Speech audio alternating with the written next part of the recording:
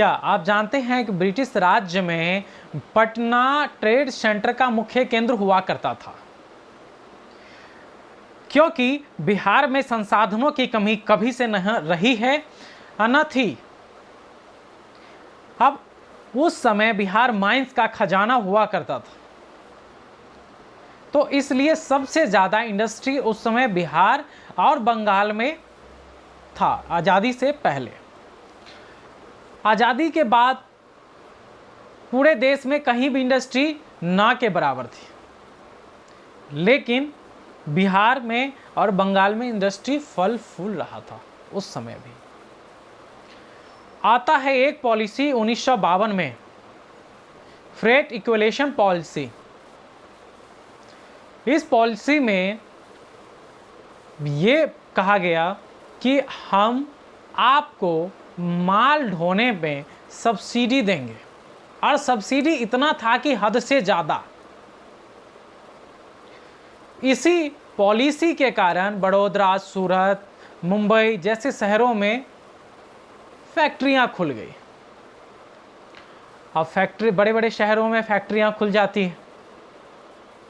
बिहार का क्या होता है, तो बिहार सिर्फ एक ढुलाई का केंद्र बन के रह जाता है। वो सिर्फ अब रॉ मटेरियल सप्लायर बन के रह जाता है। बिहार में उद्योग जो भी था वो बड़े बड़े शहरों की तरफ रुख करता है।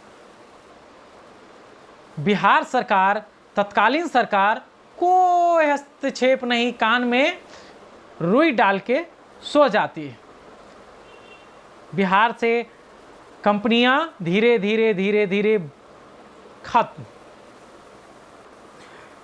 जबकि मुख्य रूप से बिहार और बंगाल में ही उस समय कंपनियां हुआ करती थी।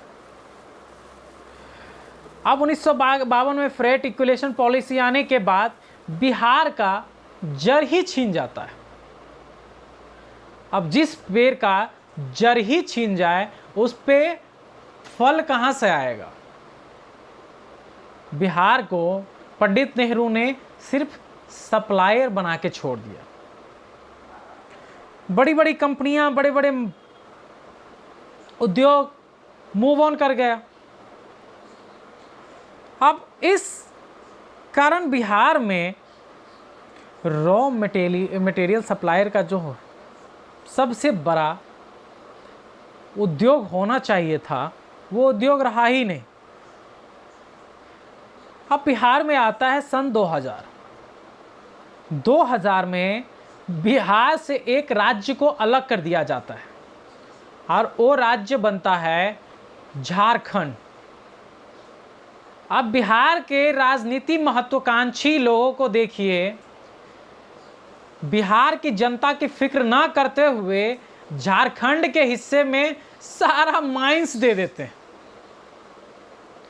जिस माइंस से बिहार सरकार को, बिहार के लोगों की उन्नति होनी चाहिए, वो सारा प्राकृतिक संसाधन ही दूसरे स्टेट को दे देते हैं, और वो भी बांट के, जिसमें जमशेदपुर, टाटानगर, छोटा नागपुर आता है।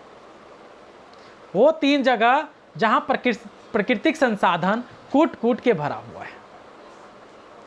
तब बिहार में क्या बच जाता है? रेत और खेत। रेत से सरकार कमाएगी और खेत में आप हल जोतिए। आपके पास 2 ही काम है, आपके बच्चे पढ़ लिख कर खेती में लगे रहें, धान रुपाई में लगे रहें, और उनके बच्चे विदेश में पढ़ के आए और 9वीं फेल होने के बाद भी मुख्यमंत्री बन जाए।